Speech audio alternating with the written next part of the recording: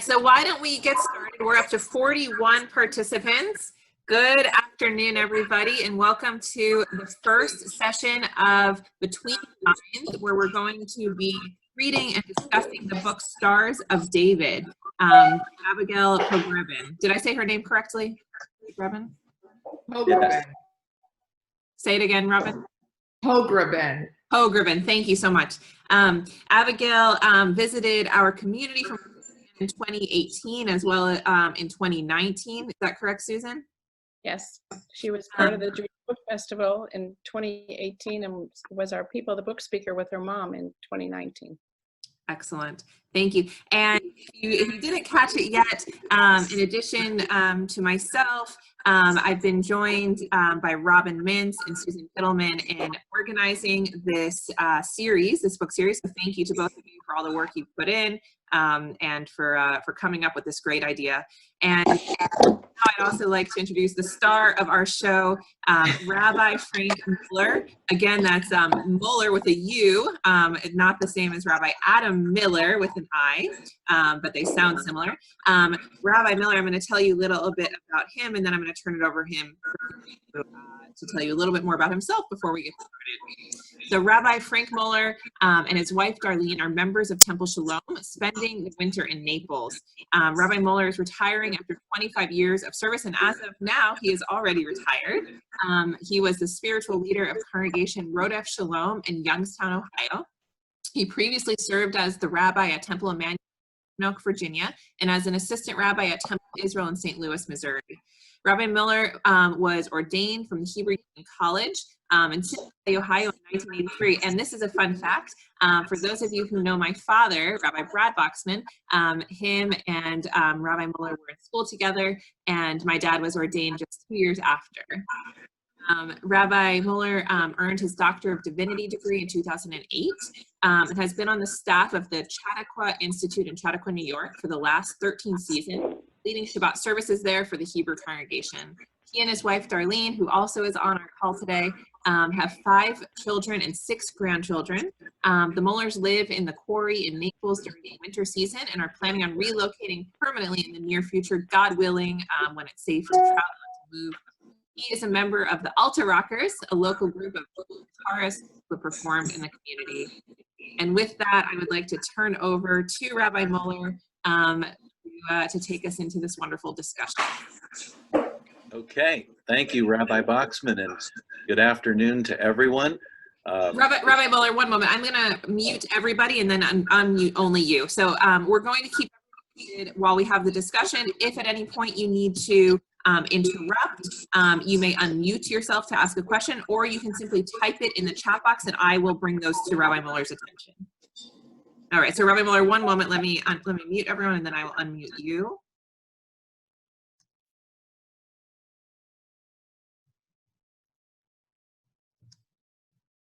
All right. Okay, good afternoon, everyone.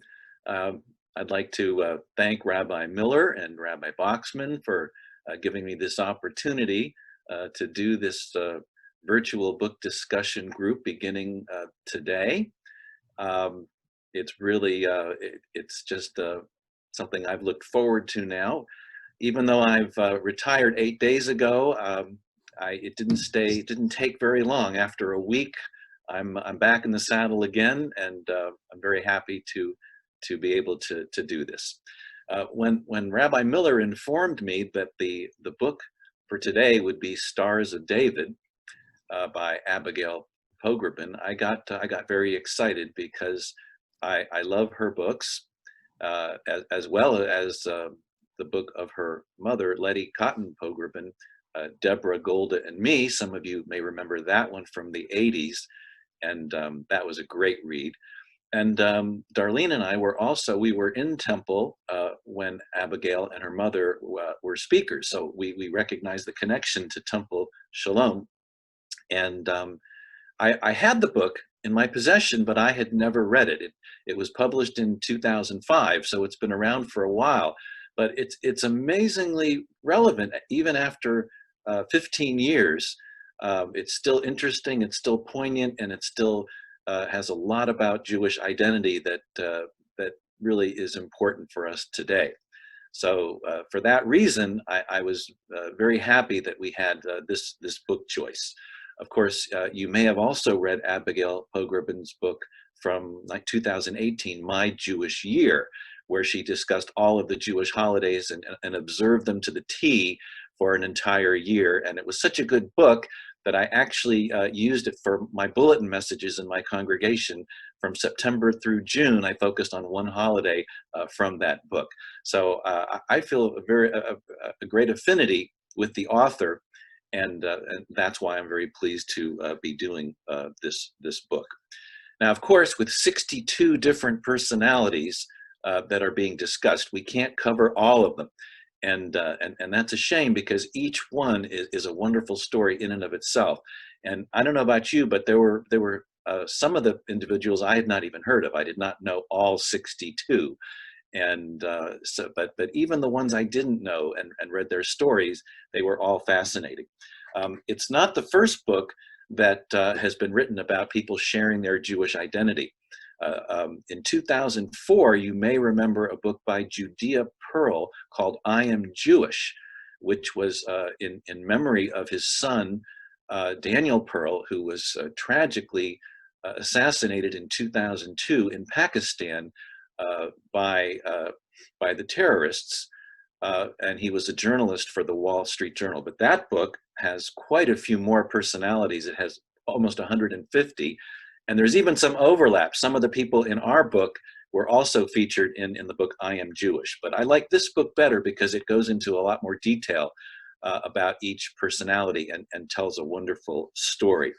And we get a glimpse into each of the people that we have come to know over the years, from their success in the American television industry or movie industry or in the business world. And it sheds light on their personal lives, on their professional lives, and most importantly, for our purposes, their Jewish lives. That's what we're here to do today. We're going to focus on what they say about how they feel about being Jewish. And it's so fascinating because we'll be able to relate to it ourselves. Many of the things that we are going to talk about are going to be recollections, memories, experiences that we had growing up being Jewish, and that we may feel about being Jewish today.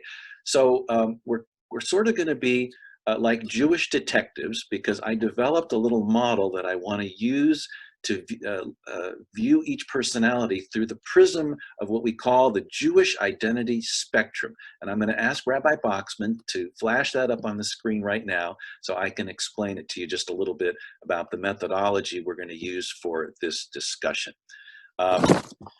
This was inspired by Bernard Reisman, a professor at Brandeis University, and he wrote a book in the 1980s called Jewish Experiential Exercises. And one of the exercises was called Jewish Life Space. And you would fit, it was a rectangle, and you would have 5 different factors of Jewish identity, and you had to plot how much each of them was relevant to your own sense of Jewishness. So on the right side of the circle are all of Dr. Reisman's categories. You have religion and God. Some Jews identify completely with going to synagogue, celebrating Shabbat, all of those things dealing with religion and God. Other Jews are not so religious. You know, we're probably the only religious group where you don't have to go to temple or believe in God, but you can still feel proud to be a Jew. And so we have culture and ethnicity. And this would cover things like celebrating holidays at home, or Jewish food, or the Jewish language, Hebrew, anything to do with culture or the ethnic aspects of being Jewish. Then we have Israel and Zionism. Some Jews feel an intense connection to Israel and are Zionistic. In terms of association, what we mean by that is Jewish people have a comfort level in being with other Jews and hanging around with other Jews in terms of marriage and family, raising children, or serving the Jewish community as a volunteer. It's a sense of enjoying the company of other Jewish people. It's even taking pride when you hear about the accomplishments of Jews in the media, whether it's in the business world or the political world or in the movie industry. You know, you watch someone and you say, isn't that person Jewish? And you feel that sense of pride. So that's under association. The next one is anti-Semitism. Some people feel a connection when an anti-Semitic incident blows up. In the aftermath of Pittsburgh, you had more Jews coming out and feeling that sense of indignation and anger because our people were attacked. So some Jews identify with the aspects of anti-Semitism. And in that category, of course, we have the Holocaust. Some Jews want to forget the Holocaust. I can't tell you how many congregants who said, you know, I'm not into the Holocaust. I really don't like to come to Yom HaShoah services. It just depresses me. Well, other Jews, that's much of their identity, is what Jews have suffered in the worst genocide in the history of humankind. This category also includes feelings of otherness or outsiderness, when we feel that the world doesn't accept us. So that's all in that category. And those were the 5 that Bernard Reisman adopted in the 1980s. And this was based on social psychologist Kurt Lewin's model. But times have changed in the last 40 years. And I think there's some other aspects of Jewish identity that maybe weren't included in the original 5. So I added 5 of my own to come up with this Jewish identity spectrum. The first one, as we go around the circle, you see history, survival. Jews have had a 4,000-year history, and we have survived, and civilizations have come and gone, but we are still here. So some Jews absolutely identify with the fascinating history of the Jewish people and the fact that we've survived all of these centuries. Another is tradition and heritage. Do you do anything because your parents did or because your grandparents did? Do you follow traditions that were handed down to you lador vador, from generation to generation? That's what we mean by tradition and heritage.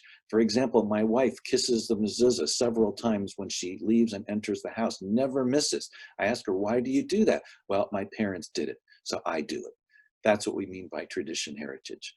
Then some Jews exercise their Jewish identity through participating in doing mitzvahs to make the world a better place, through what we call social justice or tikkun olam.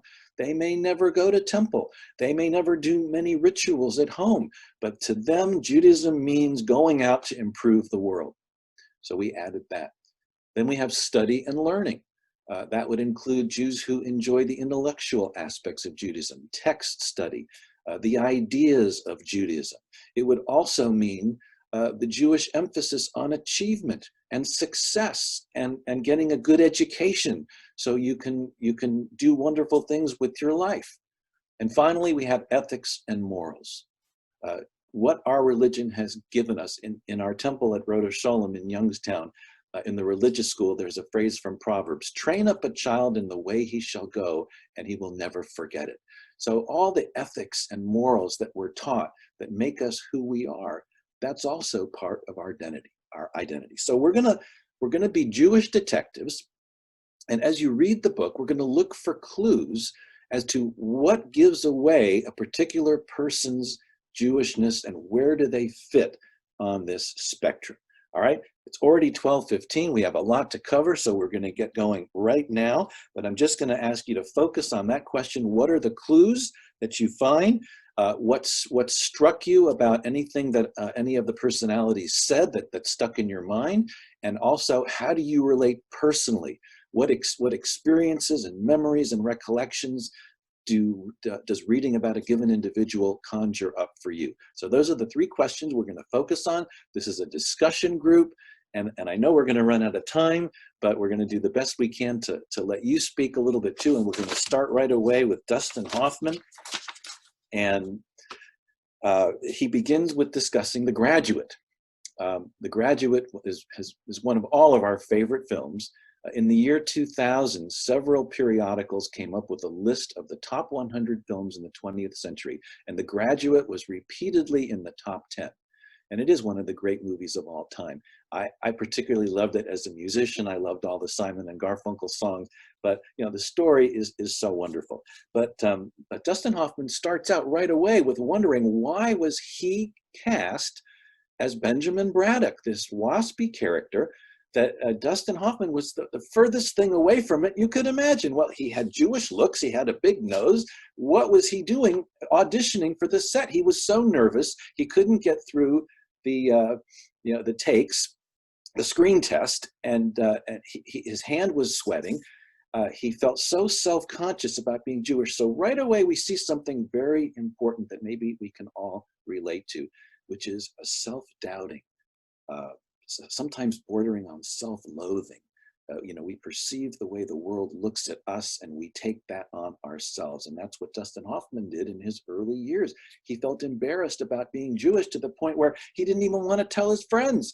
When people asked him, who are you? Where are you? What's your background? I'm American. Really? You're American? What about your parents? Where'd they come from? Well, they're American. They're from Chicago. All right. What religion are you? I'm American. And he would not say he was Jewish. He would not tell his friends he was Jewish. He was actually ashamed of his Jewish identity. And he remembers how uncomfortable he felt. There wasn't one crew member on the set of The Graduate who was Jewish, and they must have just, I'll read you a little excerpt from the book. I felt from my subjective point of view that the whole crew was wondering, why is this ugly little Jew even trying out for this part called Benjamin Braddock?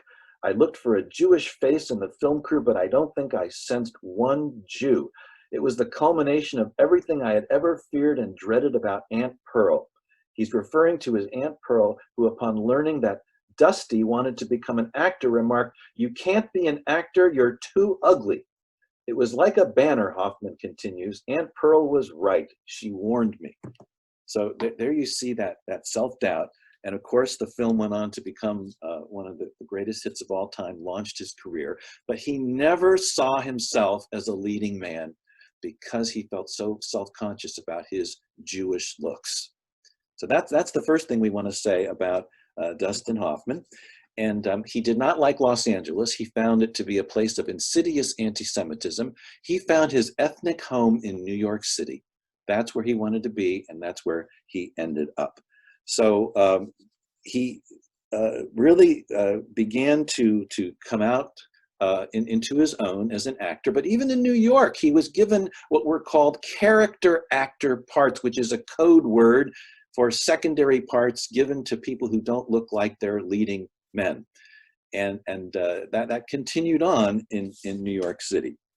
He married a non-Jewish Irish Catholic who his second wife's grandmother said he married a bone structure, which I thought is just a great line.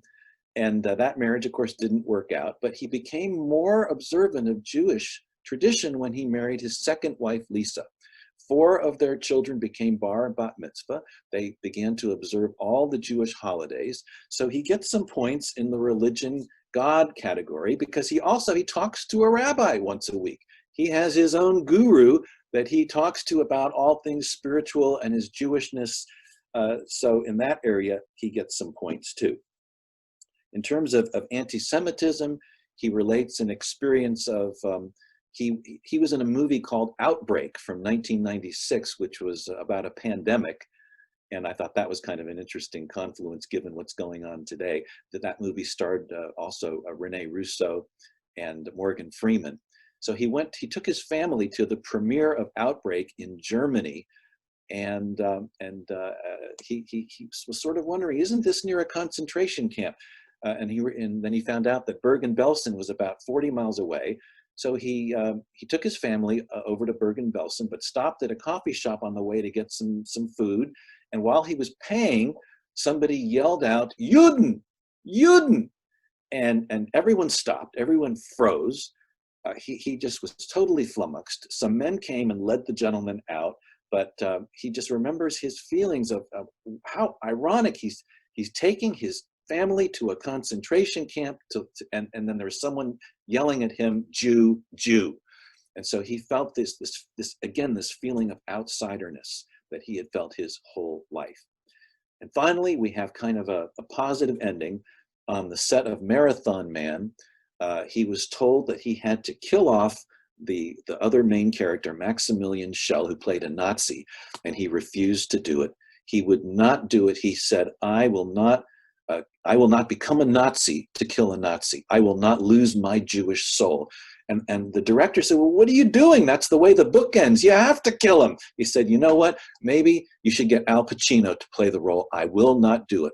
I am a Jew, and a Jew does not take revenge. I will not lose my Jewish soul to do this. They changed the part.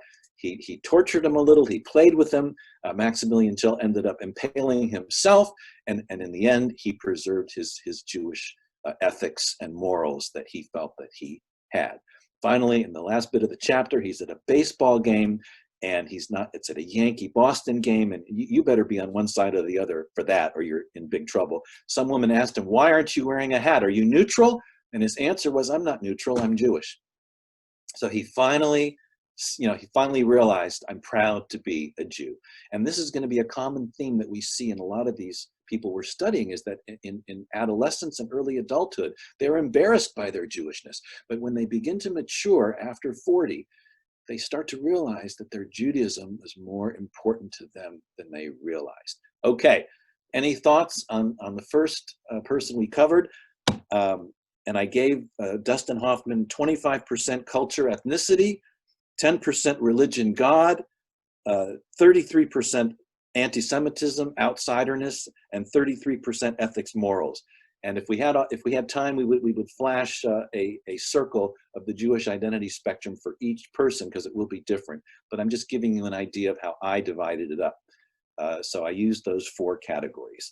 And it's subjective. I mean, every one of us is probably going to come up with a little bit of a different calculation of the percentages in the different groupings. You may even pick some other areas that I didn't. That's just my take on it. So now I'm going to ask, does anyone have anything to say about Dustin Hoffman, or just anything that resonated with them about what I've just said? We'll give it a couple of minutes. We're already kind of behind the 8 ball here a little bit. I'm hoping to cover all 4, so maybe just 1 or 2 comments. I do. Hello? Yes. Hi, this is Marcy Cotton. My sister worked for Dustin Hoffman and his wife, his first wife, as a mother's helper. It only lasted for about a month because the first wife was not a very nice person. And Dustin Hoffman was not around a lot, but on one of the weekends that he was home, she had her little Shabbos candlesticks, and she lit them in her room, and one of the kids walked by and brought Dustin in, and they lit candles together. So there was a spark that was beginning, even with his first wife. So okay, I just thought I'd share that. That's it. All right. So she was more than just a bone structure. She was, yes, I guess she was. But this was his first non-Jewish wife. Yes. Okay. Thank you.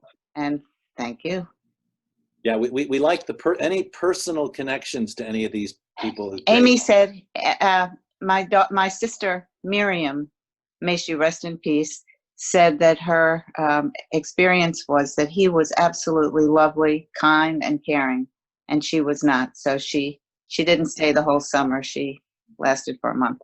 The kids, she said, were wonderful. That's it. I'll mute myself. Yeah, one thing we noticed, the people we studied today have a lot of kids. Dustin Hoffman had he had a child. Well, I guess they have 4 children. Steven Spielberg has 7 children with 2 wives, and there are a lot of kids involved. And I guess these actors recognize the importance of family, because they all have a lot of kids. Maybe one more comment about Dustin Hoffman before we move on to the next. Susan, did you have Susan Pittleman? Mm-hmm. I'd like to share, I did a little bit of outside reading, and I found out that his family was from Chicago, but they moved to LA because they wanted to get away from their Jewish identity, so that he didn't even know that he was Jewish until he was about 10 years old. Mm-hmm. And then it was, as you said, Rabbi, it was a really difficult situation for him. He was beat up, and people, they made fun of. So he couldn't wait to get to New York. But interestingly enough, he did say in his book at the baseball game that I am Jewish, but a few years ago, let me just see if I can find it. There was a series, Finding Your Roots, a PBS program, and at age 78, he learned that about his great-grandmother and his grandfather, and he found out that his great-grandmother survived a Soviet concentration camp. His grandfather and his great-grandfather were killed, and then she went to Argentina and she went to Chicago, and he didn't even know about her, and he never met her. But when he was being shown her history on this television program, he actually started to cry. And he said that he learned the importance of Jewish identity and of saying, I am Jewish. So it really gave him a sense of history, which he felt bad that he was deprived of. Thank you for that. I also remembered I gave him cultural points because he said, I'm a Russian Romanian Jew. I love herring and vodka. And that's the kind of thing for culture, ethnicity, the foods and that connection. And the fact that they celebrated some Jewish holidays too, so that was part of it. But all right, thank you. Let's move on to Ruth Bader Ginsburg. I'm sure many of you have seen the movie RBG, and I had the pleasure of seeing Ruth Bader Ginsburg in person at Chautauqua. She came up a couple of summers ago to talk about not her career, but the law and opera. Opera is one of her big avocations. She loves to go to the opera.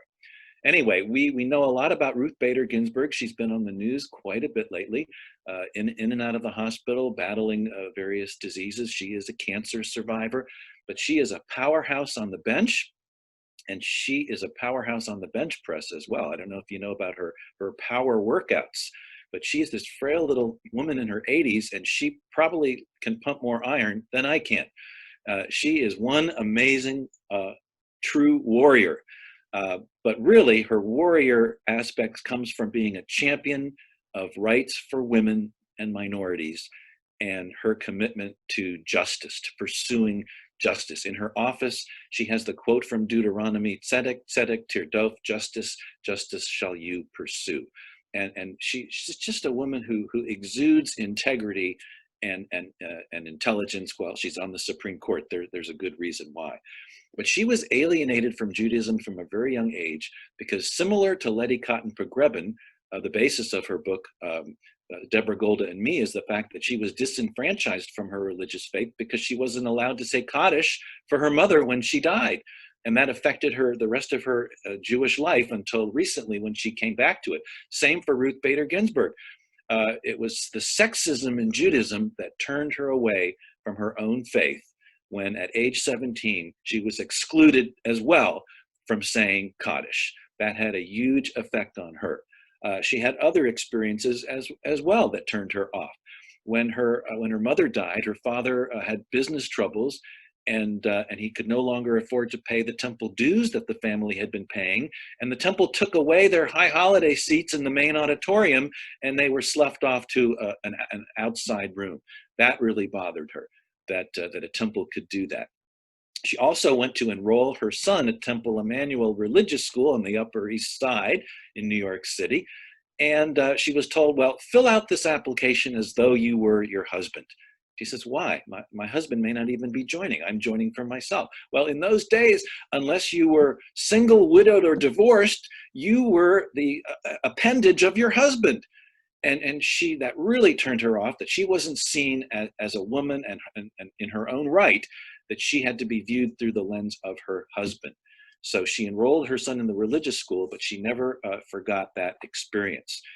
So these alienated her from her Jewish observance and synagogue attendance. She kept a few essential Jewish customs. She loved seders, family seders for the children, and her husband made his mother's chopped liver, which she loved. So again, you see that ethnic, cultural component. But she has just always retained a tremendous pride in Jewish history, survivability, the Jewish heritage. And I just wanted to read you a short little excerpt that explains that connection. Ginsburg seems comforted by a sense that her grandchildren know what's at the heart of their birthright. I think they have enough of an understanding that when you're a Jew, the world will look at you that way. And this is a heritage that you can be very proud of, that this small band of people have survived such perils over the centuries, and that the Jews love learning. They're the people of the book. So it's a heritage to be proud of. And she talks about the fact that because the world looks askance at Jews, it's even more of a motivation to be the best we can be. So as opposed to Dustin Hoffman, who shrinks away and falls into the syndrome of Jewish self-doubt or self-loathing, for Ruth Bader Ginsburg, it increases her sense of Jewish pride and authenticity.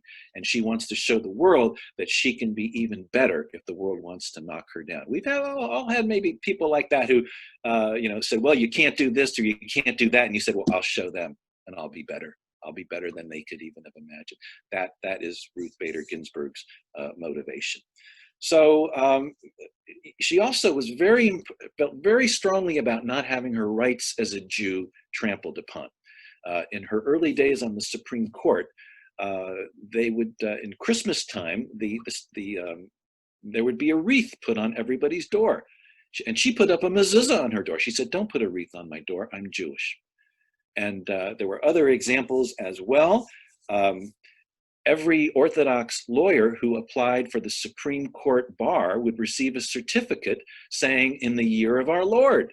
And many of them complained to Ruth Bader Ginsburg. They said, well, we don't like a certificate that says in the year of our Lord. And she says, you're right, you shouldn't have to take that. And so she complained about it. And one of the Supreme Court justices, well, it was good enough for Cardozo. It was good enough for Brandeis. And Ginsburg said, stop, it's not good enough for me. And so she had that changed. She also had a problem with the cross being on the grounds of the Ohio State House. She said, if a Jewish child drives by the Ohio State House and sees the cross, what are they supposed to think except this is a Christian country? Do not trample on my rights as a Jew. So for Ruth Bader Ginsburg, I gave her 25% social justice and fighting for the rights of the disenfranchised. I gave her 25% for learning and study, because of her commitment to intellectual pursuits and the importance of Jewish ideas. I gave her 25% for history survival, again, because she appreciates that really the same thing as Dustin Hoffman, that we've been around for so many thousands of years and we've survived, and we have that continuity. And also 25% for anti-Semitism and otherness, because she knew that the world looked upon Jews differently and the world didn't like Jews. But again, for her, it made her feel a sense of even greater pride. So if I could read you just one last excerpt, her motivation was her mother. Ginsburg says it was her mother who put Jewish tradition in the context more of doing justice than of observance. My mother told me to be independent, to work hard to succeed. She thought that meant I'd be a high school history teacher. Our neighborhood was divided 3 ways. It was Italian, Irish, and Jewish in equal parts. And the Jewish parents were much more concerned about how their children were doing in school. So again, that value that we place on education, that was so important to her. Okay, let's open it up now. Any comments about Ruth Bader Ginsburg? Before we call for comments, I just wanted to remind everybody that there is a raise hand function. It's if you just kind of scroll over the top of your box, you'll see 3 dots, and then you can raise your hand that way. Also, you can write in the chat box, or you can just unmute yourself and call out, and I will spotlight you.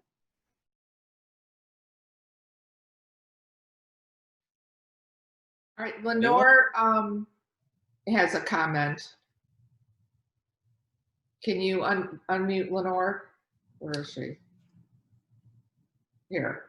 Okay, Lenore, did you want to share your comment? Yes, I just had an association with, she was called Kiki Bader then. I met her at Cornell my freshman year. She was 2 years ahead of me.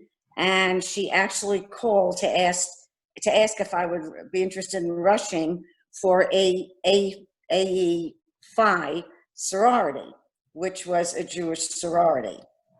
I went, she was so lively. She was very, very pretty then too, and bubbly, and just assumed that I would join the sorority. And I actually was more interested in Hillel even in those days.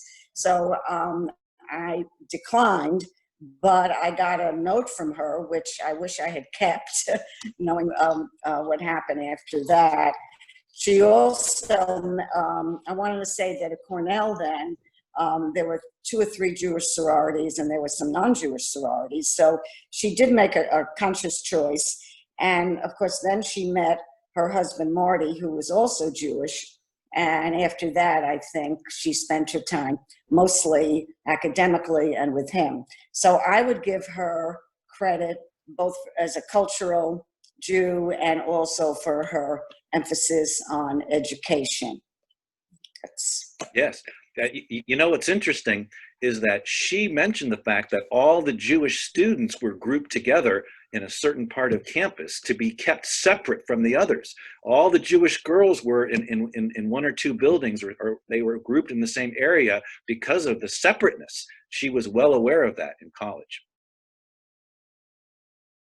I also wanted to share that Nancy Yadros said for decades, RGB has inducted Hadassah women and associates who have practiced law for 2 years into the ability to argue before the Supreme Court. She's a proud Hadassah Life member. So good. That came through the chat box. Okay, great. Any other comments? Are we ready to move on to Steven Spielberg? I think we're ready. I don't Okay. see All right. Steven Spielberg begins with a tribute to his wife, Kate Capshaw. He was married to Amy Irving, and that did not work out. They had a son, Max, and Max lives with his mother in New York. Steven stayed in Los Angeles. He met Kate Capshaw, and she converted to Judaism. And she had such an appreciation for the sweep of Jewish history and Jewish traditions that she literally turned his Jewish life around. Because like Dustin Hoffman, Steven Spielberg had a rough childhood with bouts of anti-Semitism and a feeling of outsiderness. And he had pride in being Jewish, but he was embarrassed to share his Jewishness. One year he asked his father, can we put up Christmas lights? We're the only house in the whole neighborhood. We're like the Black Hole of Calcutta. We don't have any lights up. And his father said, we can put a porch light on. And he said, oh, come on, Dad, be serious. He said, fine, we can put a menorah in the window. And Steven Spielberg said, no, then everyone will know we're Jewish. So he also had this self-doubt and didn't want people to know that he was Jewish. He had an Orthodox bar mitzvah growing up, and one of his adopted children, an African-American young man, followed in his footsteps and had an Orthodox bar mitzvah. 3 of his 5 children with Kate Capshaw have had bar mitzvah, and perhaps by now, I'm sure all of them have had. Max, his son with Amy Irving, did not. Kate Capshaw also had a child from her first marriage, so there's 7 children in the family. But Kate has brought Judaism back into Steven Spielberg's life. They light candles for Shabbat. Kate hand makes challah every week. They observe Rosh Hashanah, Yom Kippur. They fast. They celebrate Hanukkah and Christmas. Well, okay, we can forgive them for that because that brings back memories, special memories for Kate that they don't want to leave behind. So they do both holidays. But he still was very self-conscious of being a Jew, but he had many positive Jewish memories. The family kept kosher when the grandparents lived in Cincinnati because the grandparents were from the old country, and in respect for them, the family kept kosher. You might remember a movie called An American Tail with Fievel the Mouse, and that was actually based on Steven Spielberg's grandfather who came over from Russia.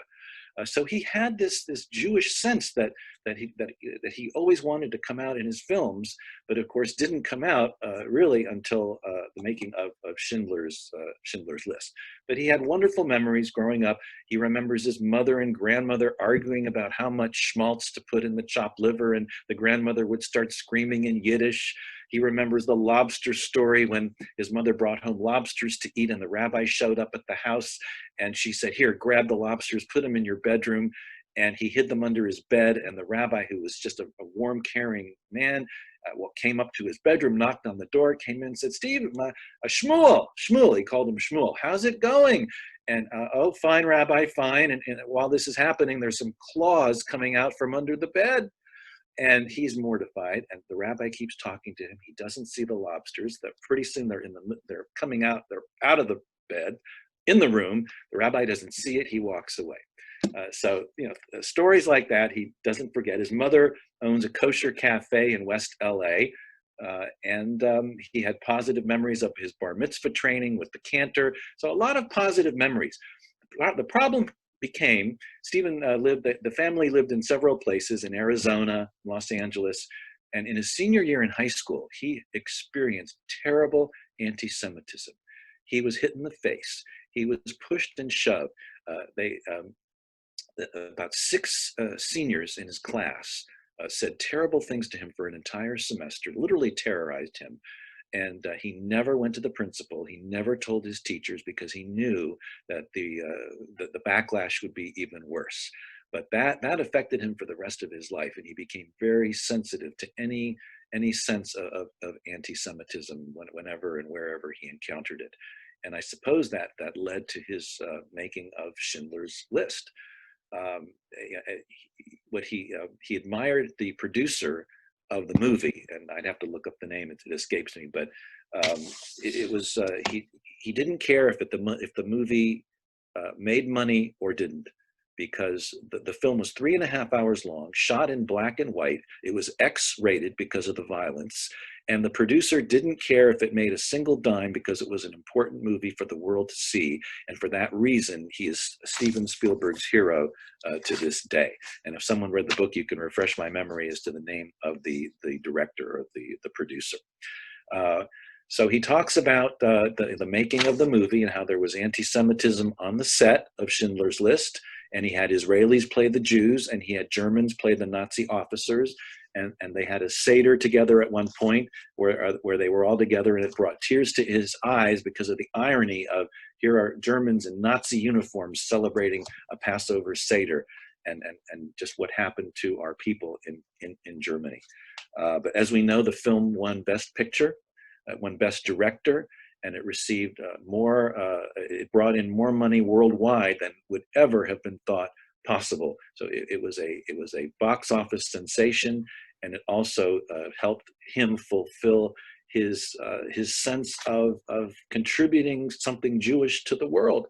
And it led to the establishment of the Shoah Foundation, his organization, which is recording testimony of Holocaust survivors all over the world. A member of my congregation in Youngstown was trained by the Shoah Foundation to interview Holocaust survivors, and he came to our temple a year ago to talk about his experiences interviewing survivors of the Holocaust and how traumatic that is, and the special training you need to know to ask the right questions. So the Shoah Foundation is probably one of the most important things that have been done in the last decades to preserve the legacy of the Holocaust. So I gave Steven Spielberg over 50% for his sense of anti-Semitism and feeling as like an outsider, 20% for religion because of what his wife has done to bring tradition back into his life, and 25% ethnicity and culture. So that's how I divided up the Jewish identity spectrum for Steven Spielberg. Okay, any thoughts?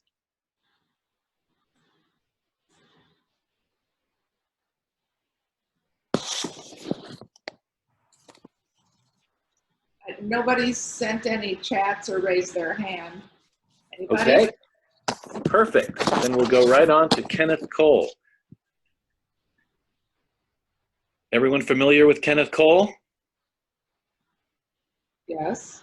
All right. Susan, did you have a question or just putting a thumbs up?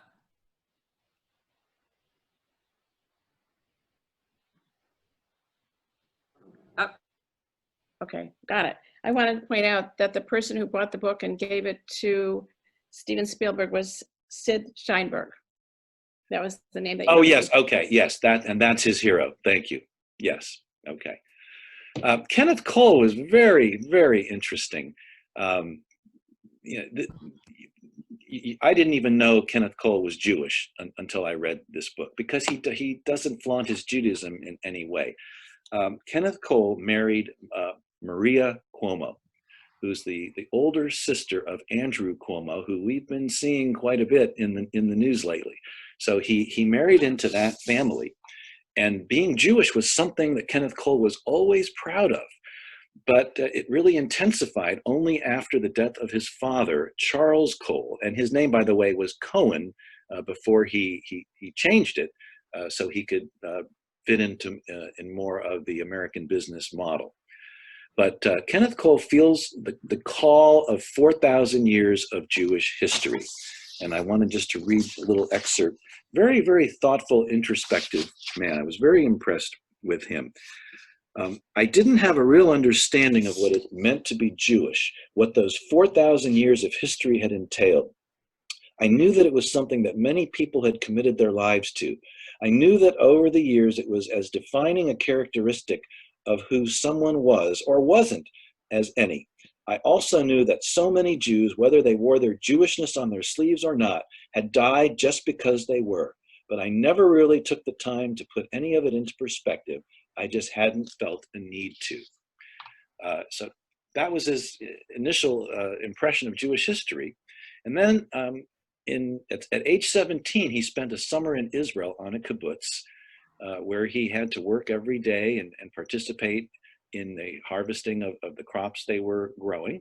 And he was a young teenager and kind of tried to cut corners a little bit. He would go out into the fields at 5 in the morning, but he'd hide behind a tree and eat some of the fruit and sleep. And then in the afternoon, when everyone was taking minucha, rest, he went out and partied.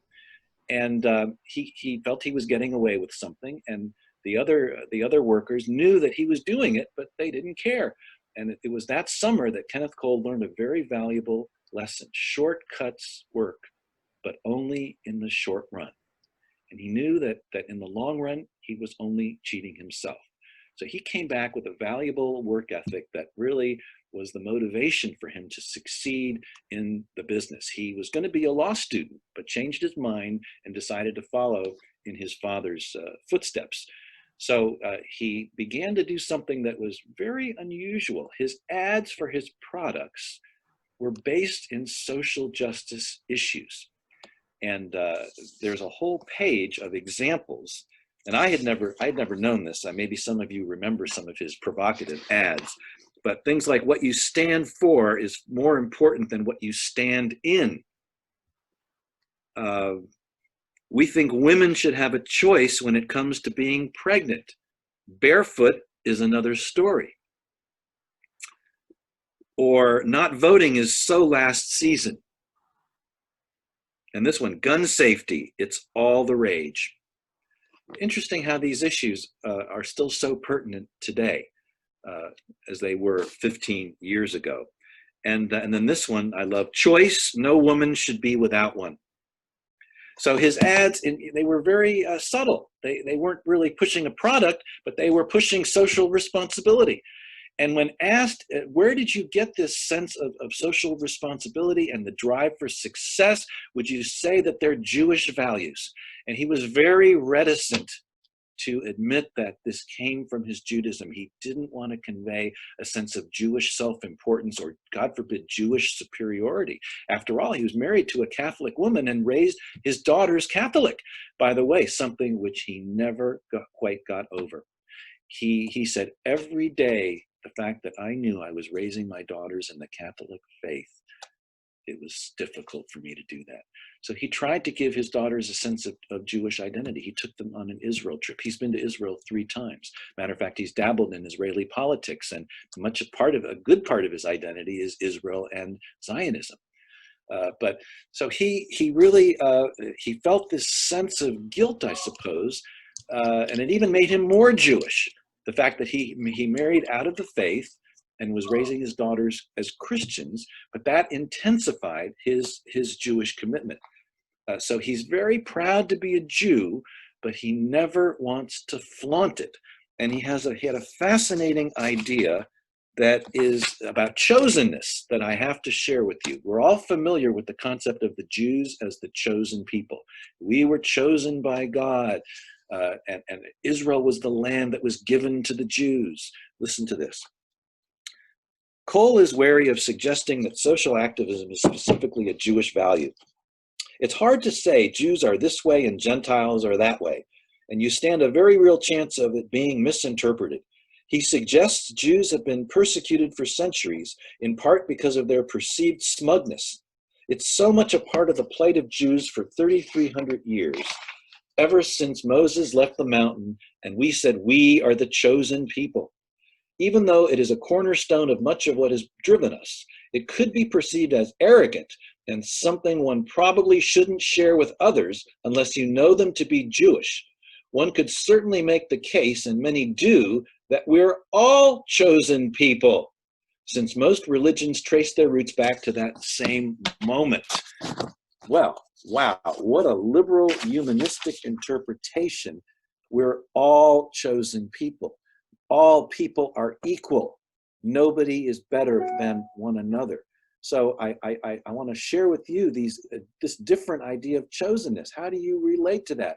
You know, I have congregants who really don't like the phrasing of the Torah blessing that says, Asher bachar banu mikol ha'amim, who chose us from all other peoples. The people are uncomfortable with that. Or the Aleinu that says, Shalo asanu ki goyei ha'aratzot. We bow and praise God who made us different from all the other nations. That's why we have 4 choices for the Aleinu in the prayer book, because many Jews are uncomfortable with saying that. How do you feel about that? Do you think that it's better to say that all people are chosen, or maybe a little less liberal, but still, you know, very much a humanistic side, is that all peoples contribute something important to humankind? The Greeks gave beauty, the Romans gave government. Well, the Jews gave ethical religion. And there are other ways as well. We could say we're the choosing people. We Jews chose God. That brings God into a little bit. We chose a God who makes moral demands of us. And then, of course, there's the traditional understanding that we just can't understand everything that God does. And if we believe in the God of history, we have to accept that God needs a people to uphold the world through ethical and moral action. And that's the traditional understanding. So reading Kenneth Cole brought this whole idea of how liberal are we in reinterpreting traditional Jewish concepts so that we remain comfortable with those? And chosenness is really a good example of that. So I wanted to share that with you. And that's really the main thing. You know, his values are influenced by Judaism, but he doesn't go around proclaiming that he's Jewish, and he will not accept any speaking engagement to talk about his Judaism. He will talk about his success as a businessman, but his Judaism is inconsequential to that success. He's become increasingly Zionistic, again involved in Israeli politics. He believes in tzedakah coupled with tikkun olam. I guess so. He can't really say that his Judaism hasn't influenced him. It has, maybe in more ways than he's willing to admit. He doesn't believe in just writing a check. He believes you should get your hands dirty and do something. And I love this line that he said, "The time to do something meaningful is often when others are less inclined to do so." Think about that in the context of George Floyd and what we're seeing right now going on in the world. And my corollary phrase to that is something from Israel Salanter, the Musar movement guru from the 18th century. This is one of my favorite lines. "Evil prospers when good people do nothing." Evil prospers when good people do nothing. So that's really how I would talk about Kenneth Cole. He's 25% history and Jewish survival. He marvels at how we have made it to this day. He's at least a quarter, 25% Israel and Zionism, because he's been to Israel several times. Most American Jews still haven't been to the Holy Land, and he's involved in Israeli politics. 25% social justice, tikkun olam, and I kind of divide that in half with ethics and morals also, because he is very moralistic, and 25% study and learning. And I don't mean that in the context of Jewish text study, although he meets with a rabbi like Dustin Hoffman. He spends an hour a week with a rabbi. He turns off his cell phone, he shuts everything down, and he just wants to talk about life and the world and his own sense of how he processes Judaism with a rabbi. So I give him study and learning points for that. And just his focus on education, his focus on success, and not just to make money, but he gets the big picture of what life is about. To be successful is only important in terms of you putting your education to improving the world. And that's why I really respect him so much. And I want to end with one quote from Mark Twain, because it reflects this idea of the miraculous nature of Jewish survival and the fact of our incredible history. And I'm going to close with this statement.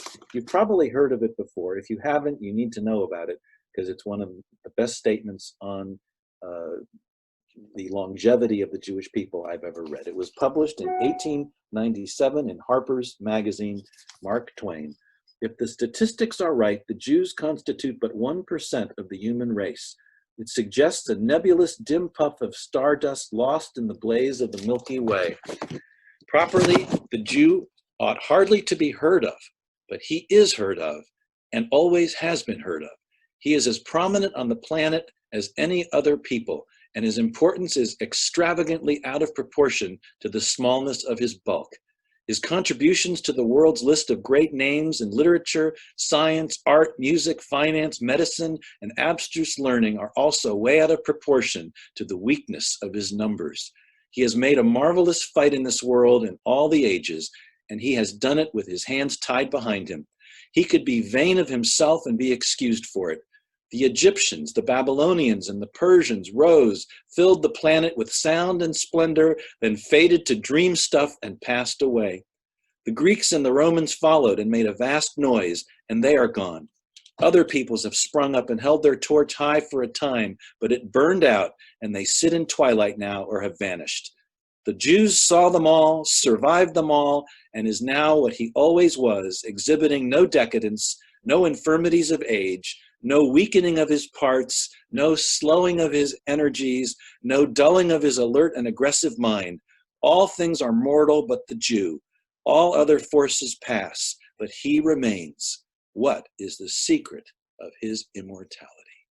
I'm going to close with that. It's nearly 1 o'clock. If any of you have to leave the meeting, I understand that. We hope you'll join us next week. And maybe at this point, Rabbi Boxman would like to explain who we're going to be focusing on next week. But I invite, if any of you would like to continue the discussion for a few minutes, I have the time, if you have the time, and I'm willing to stay on. So I hope you've enjoyed this introduction to the discussion, and I hope to see you all next week. Thank you. Thank you so much, Rabbi Mueller. And before people head off, let me share with you something so you can see what is coming up next week. So take a look at the screen. As you can see, this week we talked about Dustin Hoffman, Ruth Bader Ginsburg, Steven Spielberg, and Kenneth Cole. And you'll see over there the page numbers if you need to go back or want to read them. And next week, Monday, June 15th, we'll be meeting again at noon. Same time, same place. And we're going to be looking at Jerome Groupman, which we found on page 140, Sarah Jessica Parker on page 146, Fran Drescher on page 180, and Edgar Bronfman Sr., page 187.